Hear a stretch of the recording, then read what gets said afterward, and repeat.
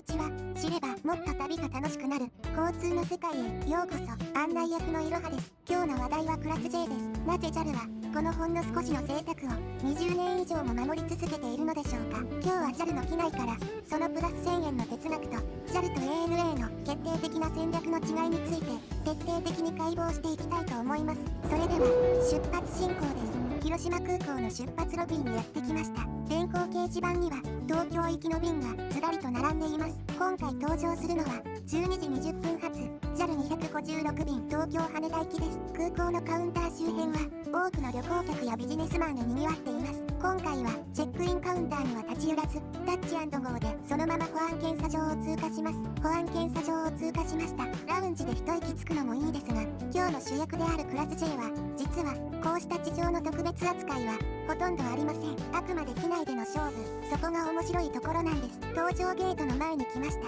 窓の外には今日お世話になる機体が待っています。ボーイング767の300です。いよいよボーディングブリッジを渡って機内へと足を踏み入れます。お待たせしました。こちらが今日の指定席クラス J のシートです。見てください。この重厚感あふれる黒い方側シートを普通席よりも広く肉厚な座席ですね。安全ビデオが始まりました。画面を見ながら JAL の国内線のクラス構成について解説していきます。 JAL の国内線は大きく分けて3つのクラスで構成されています。最上級のファーストクラス、標準的な普通席、そしてその中間に位置するのがこのクラス J なんです。一方でライバルの ANA はどうかというとプレミアムクラスと普通席の2クラス制を採用しています。つまり中間クラスがあるのは JAL だけ。ここが最大の違いなんです。ではなぜ JAL だけが中間クラスを作ったのでしょうか。時計の針を2004年に戻してみましょう。当時日本の空には JAL、ANA に次ぐ第3の翼、日本エアシステム、通称 JAS という航空会社が飛んでいました。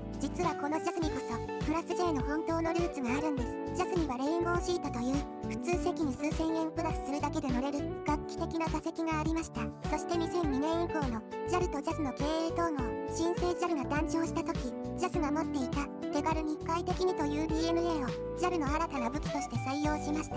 こうして2004年 JAL はそれまでの高級なスーパーシートを廃止しクラス J を華々しくデビューさせたのです。その最大の衝撃はやはり価格でした。普通席運賃にたった1000円追加するだけで乗れるこのプラス1000円戦略は空気を運ぶくらいなら安くてもいいから座席を埋めたいという当時の JAL の極めて攻撃的なマーケティングでもありました。現在は距離に応じた料金になりましたがその圧倒的なお得感は健在です。座席のスペックを見てみましょう。普通席のシートピッチが約79センチなのに対しクラス J は約97センチ、その差なんと約18センチ。この広さはかつてのレインボーシートのゆとりを色濃く受け継いでいます。そしてもう一つ地味ですが非常に重要なポイントがあります。それは隣の席との間にあるこの幅の広いセンターアームレストです。普通席だと隣の人と肘掛けの奪い合いが起きがちです。でもクラス J ならそれぞれのスペースが確保されているので隣の人と肘がぶつかる心配がありません。数千円の追加料金で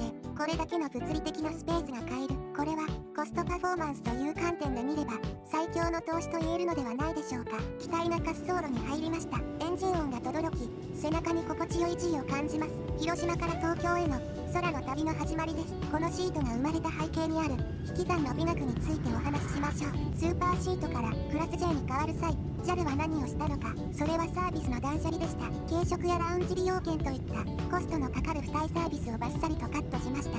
その代わりに浮いたコストを全て座席の質と座席数に投資したんです。スーパーシート時代よりも対象となる座席数を大幅に増やし少数のエリートだけでなく多くの人が利用できる民主化されたプレミアムを作り上げた。それがクラス J の正体なんです。つまり1000円くらいなら出してもいいかなと思う層をごっそりと取り込む戦略だったわけです。安定飛行に入りました。さてここで話題を黒い革シートに変えましょう。このシックなデザイン、これは2014年に始まった JAL スカイネクストプロジェクトで導入されたものです。このプロジェクトのテーマは上質な移動空間、誰にとっても心地よい上質さが抑制された佇まい、それを目指してデザインされました。実はこの時クラス J だけでなく普通席にも本革シートが採用されました。機内全体のベースラインを底上げし JAL に乗ること自体がちょっといい体験、そう思わせるための大規模なインフラ投資だったのです。ドリンクサービスが始まりました。 JAL オリジナルのカップが可愛いですね。でも食事は出ません。ここが